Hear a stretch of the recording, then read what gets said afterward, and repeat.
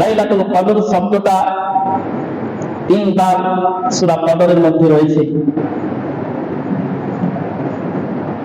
আর তার মধ্যে অর্থাৎ লাইলাতুল কদরের মধ্যে 9টি অক্ষর রয়েছে। 3কে 9 দিয়ে গুণ করলে হয় 27। এই জন্য মুফাসসিরিনগণ এটাও বলেছেন যে বেশিরভাগই 87 হয়ে থাকে। নবী পাক সাল্লাল্লাহু আলাইহি ওয়াসাল্লামের ফরমান যে তোমরা শবে কদরকে খোঁজো লাস্ট 10 দিনের বিজয় রাতে, 21, 23, 25, 27, 29। আর নবী পাক সাল্লাল্লাহু আলাইহি ওয়াসাল্লাম ইতিকাফও থাকতেন। এই জন্য ইতিকাফে থাকাও সুন্নতে মুআক্কাদা। সুন্নতে দুটি ভাগ, সুন্নতে মুআক্কাদা, সুন্নতে গায়র মুআক্কাদা। সুন্নতে মুআক্কাদা ওটাকে বলা হয় যেটা নবী পাক সাল্লাল্লাহু আলাইহি ওয়াসাল্লাম একেবারে করে গিয়েছেন, কখনো ছাড়েননি, সেটাকে সুন্নতে মুআক্কাদা বলা হয়। এরকম নামাজও রয়েছে সুন্নতে মুআক্কাদা। এবং সুন্নতে মুআক্কাদাকে কখনো ওয়াজিবও বলে দেওয়া হয়, যেমন দাড়ি রাখা ওয়াজিব বা সুন্নতে মুআক্কাদা। এরকম অনেক মাসাইল রয়েছে, শরীয়তের হুকুম রয়েছে যে সুন্নতে মুআক্কাদা আছে। সুন্নতে মুআক্কাদা আর দ্বিতীয় ভাগ হচ্ছে সুন্নতে গায়র মুআক্কাদা, যেটা কখনো কখনো ছেড়ে দিয়েছে, ওটার জন্য তাগিদ করেননি। তো নবী পাক সাল্লাল্লাহু আলাইহি ওয়াসাল্লাম ইতিকাফে থেকেছেন, এই মর্মে আমরা হাদিস শরীফ শুনবো ইনশাআল্লাহ তাআলা, যেন আমাদের ঈমান তাজা হয় এবং আমাদের উদ্যোগ বাড়ে নেকি করার, নবী পাক সাল্লাল্লাহু আলাইহি ওয়াসাল্লামের অনুসরণ করা, সুন্নাতে মুস্তাফার উপরে চলা। আন আবি হুরায়রা قال কানা ইউরাজু আলা নবী সাল্লাল্লাহু তাআলা আলাইহি ওয়াসাল্লাম আল কুরআন কুল্লা আমিন মাররাতান। হযরত আবু হুরায়রা রাদিয়াল্লাহু তাআলা আনহু হতে বর্ণিত, তিনি বলেন রমাজানুল মুবারকের মাস আসতো, নবী পাক সাল্লাল্লাহু আলাইহি ওয়াসাল্লামের কাছে কোরআনকে দৌড় করানো হতো, অর্থাৎ হযরত জিবরিল আমিন আলাইহিস সালাম কোরআন শোনাতেন এবং নবী পাক সাল্লাল্লাহু আলাইহি ওয়াসাল্লাম তার সাথে বলতেন। তো প্রত্যেক মাসে, প্রত্যেক রমজানে একবার করে দৌড় করানো হতো। কিন্তু যেই বছরে নবী পাক সাল্লাল্লাহু আলাইহি ওয়াসাল্লাম ইন্তেকাল করেন, সেই রমজানুল মুবারকে 2 বার দৌড় করানো হয়েছিল। নবী পাক সাল্লাল্লাহু আলাইহি ওয়াসাল্লাম প্রত্যেক রমজানুল মুবারকে শেষ 10 দিনে ইতিকাফে থাকতেন। কিন্তু যেই বছরে নবী পাক সাল্লাল্লাহু আলাইহি ওয়াসাল্লাম ওয়াফাত করে যান, সেই রমজানুল মুবারকে 20 দিন ইতিকাফে ছিলেন। এখান থেকে আমরা বুঝতে পারছি যে নবী পাক সাল্লাল্লাহু আলাইহি ওয়াসাল্লাম কখন দুনিয়া ছাড়বেন এটা তো তিনি জানেন,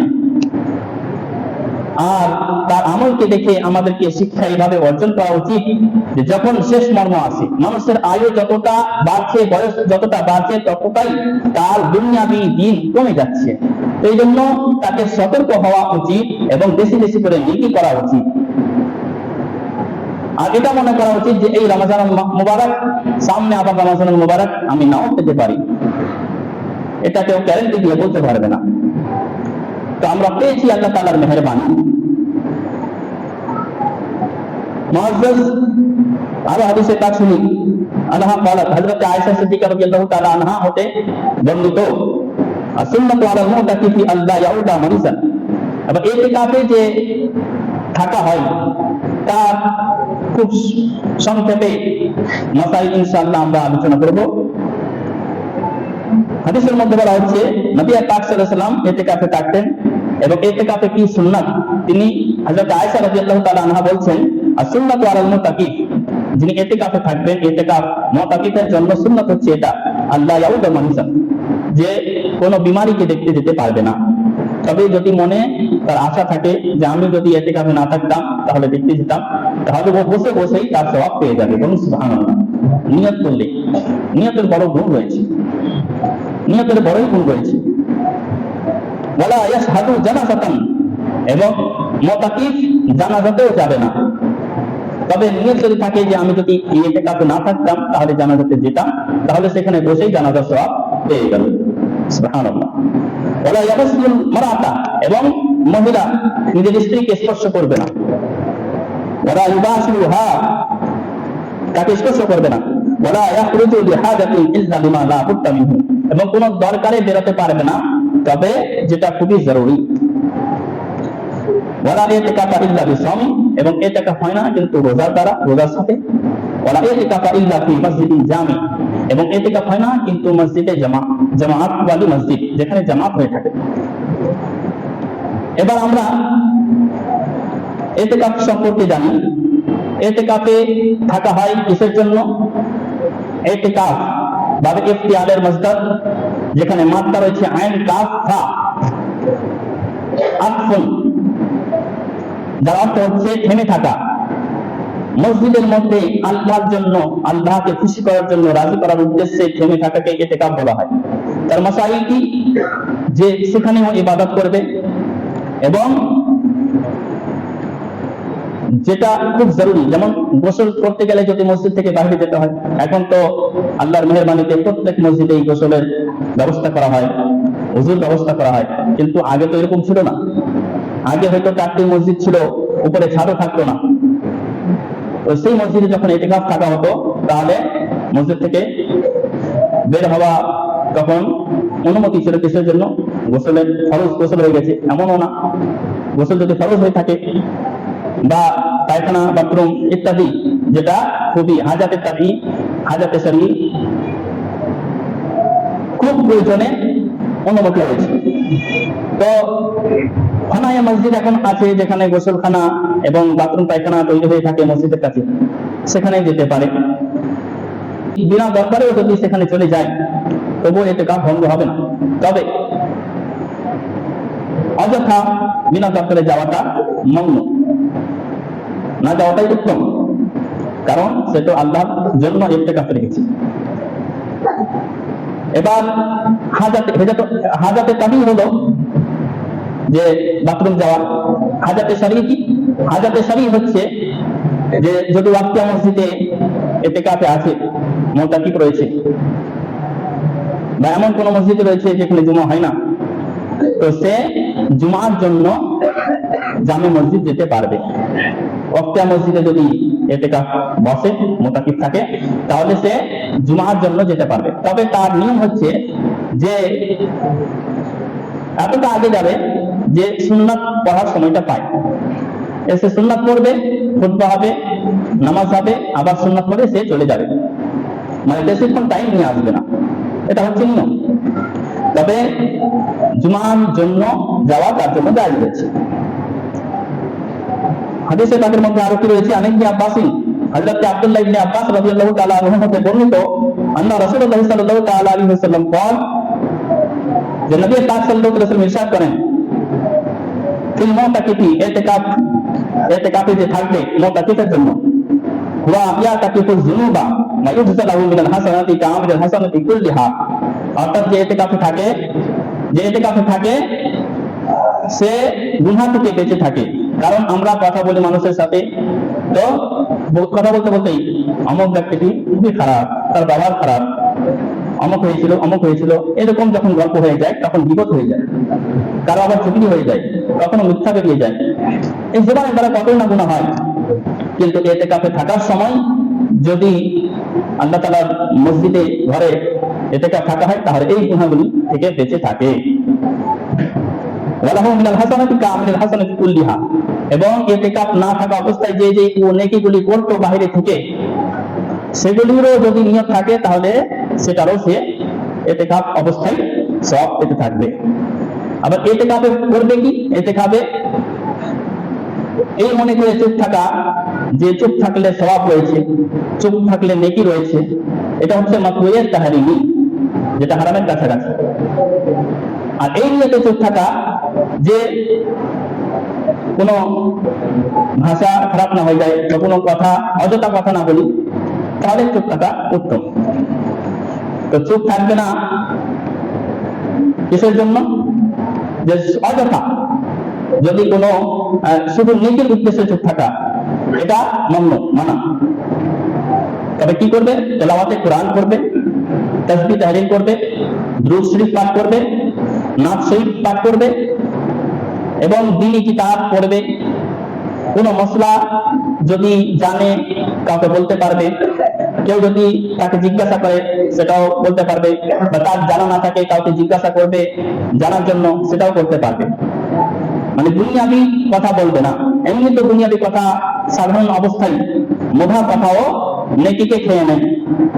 মসজিদের ভিতরে মোভা কথা, যেটাতে না সওয়াব রয়েছে না গুনাহ রয়েছে, এইরকম কথা যদি মসজিদে বলা হয় তাহলে নেকি কাটা হয়। নেকি যেরকম আগুনে কাঠ পুরানো হয়, কাঠকে জ্বালিয়ে দেয়, সেরকম মোভা কথা। আর মোভা কথার সময় যদি আরো অন্যান্য খারাপ কথা থাকে তাহলে কি অবস্থা হবে? ওই আগুনের মতো যেরকম কাঠকে জ্বালায় সেরকম নেকিকে জ্বালাতে থাকে। তো মসজিদের মোভা কথাও বলা জায়েজ নয়। হ্যাঁ, নাক মানকাবাত বা যদি তেলাওয়াতে কোরআন করে তো এতটা আওয়াজে করতে পারবে, যদি কেউ না থাকে তাহলে সে আওয়াজে করতে পারবে। কিন্তু যদি কারো অসুবিধা হয় বা পাশে কেউ নামাজ পড়ছে বা কেউ ইবাদতে মগ্ন রয়েছে, সেই সময় তাকে আসতে তেলাওয়াতে কোরআন বা আসতে সে করতে পারবে। তো এটা হচ্ছে ইতিকাফের সংক্ষিপ্ত ভাবে মসলা। এবার লাইলাতুল কদরের ব্যাপারে কি বলা হয়েছে? হযরত আবু হুরায়রা রাদিয়াল্লাহু তাআলা আনহু থেকে বর্ণিত, ওয়া রাসূলুল্লাহ সাল্লাল্লাহু আলাইহি ওয়াসাল্লাম, নবী পাক সাল্লাল্লাহু আলাইহি ওয়াসাল্লাম ইরশাদ করেন, মান সামা রমাযানা ঈমানাও ওয়া ইহতিসাবান গুফিরা লাহু মা তাকাদ্দামা মিন যামবিহি। যে আল্লাহর উপরে ঈমান রেখে, আল্লাহর উপরে আশা রেখে মাহে রমাযানের রোজা রাখলো, তার সমস্ত ছোট গুনাহ ক্ষমা করে দেওয়া হলো। ওয়া মান সামা রমাযানা ঈমানাও ওয়া ইহতিসাবান গুফিরা লাহু মা তাকাদ্দামা মিন যামবিহি। এবং যে রমজান মাসে কিয়াম করলো, অর্থাৎ এখানে তারাবির কথাও বলা হয়েছে, তারাবির নামাজ আদায় করলো, তার সমস্ত ছোট গুনাহ ক্ষমা করে দেওয়া হলো। ওমান কামা লাইলাতুল কদরি ঈমানাও ওয়া ইহতিসাবান গুফিরা লাহু মা তাকাদ্দামা মিন যামবিহি। লাইলাতুল কদরে, কদরের রাতে যে আল্লাহর উপর ঈমান রেখে এবং আশা রেখে ইবাদতে কাটালো, তার সমস্ত ছোট গুনাহ ক্ষমা করে দেওয়া হবে।